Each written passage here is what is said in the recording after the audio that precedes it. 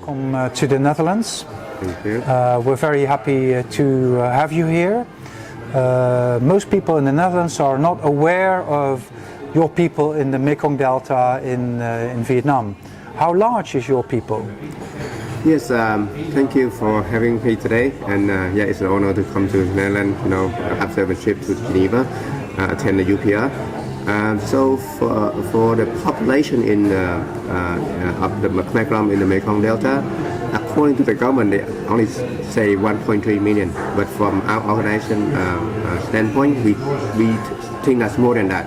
Because the statistics, the census that Vietnam did in 2019, even though they did the census, most of our people don't know there's a census in Vietnam back then. Right? And then we, based on our estimation of our organization, we estimate about 7 million people. In Vietnam? In Vietnam. In Vietnam, yes. Okay. And there is a difference on how you are being seen by the government of Vietnam and how you identify yourself as an indigenous people. Can you tell us what is the difference, in your opinion, the difference between an indigenous people, as you see yourselves, and an ethnic minority, as you are seen labeled by the government? Yes, this is very important, and this is what our organization tries to advocate for. The term indigenous people, because we believe that we are indigenous people because we've been living that in our homeland for centuries, right? 100 years before the Vietnamese people arrived in that area. And then if you look at the temple was built like since 300 something, right? And then the Vietnamese arrived around 1600. So we're 1,000 years before the Vietnamese arrived in the region. Secondly, the reason the government does not recognize us as indigenous people because they can think that is a political term.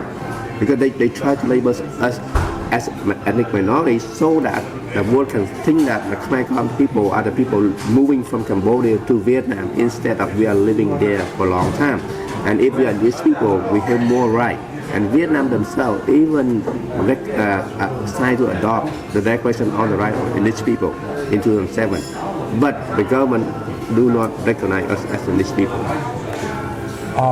What is the actual human rights situation for your people, the Khmer-Krom, in Vietnam? Religious freedom, freedom of assembly, political freedom? Yes, as we all know, right, Vietnam is a communist regime. So the freedom of association, freedom of religion, this is a dream for the people in Vietnam. For us as indigenous people, we're getting worse. So for example, as religious freedom, the government even established the Buddhist organization for Vietnam Buddhist Sangha to control the way how we practice our religion. Right? So right now the government even has the right to appoint who are the abbot, the head monk of the temple. Right now they even say you are Buddhist monk or not.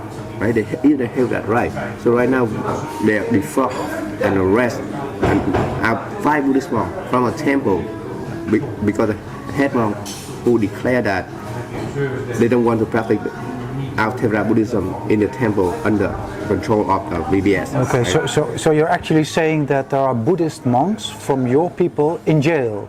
Yes, 5 of them in jail right now. And there are other political prisoners from your people? Yes. So currently they're on what charges? They say abuse democratic freedom. Because our people speak up for their right and they post the thing that the Vietnamese consider that against them. But basically that's a freedom of expression, right? They want to say who they are. They share the document of the UN, the Declaration on the Right of Indigenous People.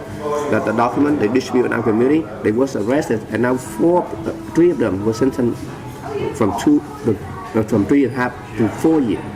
Just try to distribute the UN document because they try to advocate for the English right. And for the Buddhist monk, now one of them, the government does not recognize him as a Buddhist monk, and he may be arrested in defrocked. And then the whole province, none of the Khmer-Krom temple allowed for him to stay. So he had to go back to his parent house to stay at parent. Imagine the Buddhist monk stay in the parent house. Just try to practice his religion. So there's no freedom of religion for your people. Yes. What does your people do to survive in this region? What are their economic activities? Yes, at this point, right, just for survival, they have to. Most of us are farmers. Right?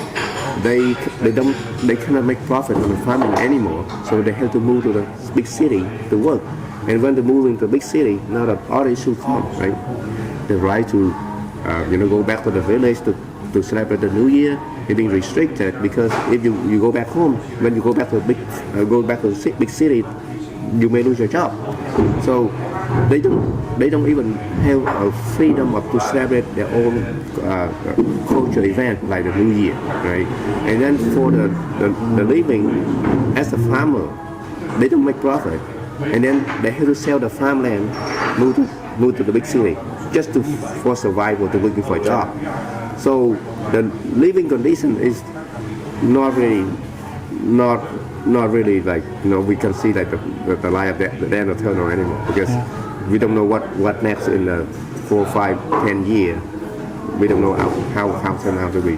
Yeah. What is the international reaction to your situation? Is there any involvement of Human Rights Watch, Amnesty International, international organizations like the United Nations?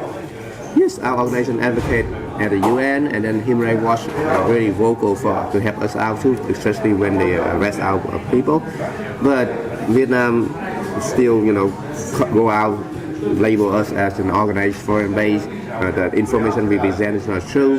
But fortunate now, many organizations helping us to, when our people got arrested, they start publishing the press release as well.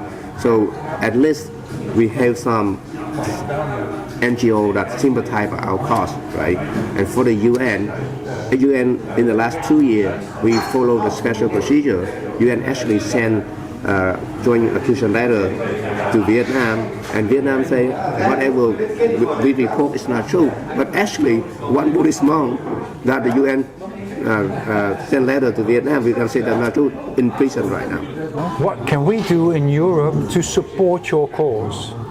Yes, thank you. This question is very important for us, because Europe and Vietnam has a free trade agreement, and we urge the member of European, when they have a dialogue with Vietnam, should bring up that doing business with Vietnam should respect human rights, right? For the right of practice religion in the temple of, like Khmer-Krom, the Buddhist monk, he just want to be, practice his religion freely in his temple, and having arrest and he flogged and now being detained, and then the family don't know where he is now. So just basic right like that, the Khmer-Krom does not have. So what else the Khmer-Krom has? So this basic right, we want the member of European country should be make a public statement, right? Let Vietnam know that this kind of violation cannot be tolerated. Okay, thank you very much. Thank you.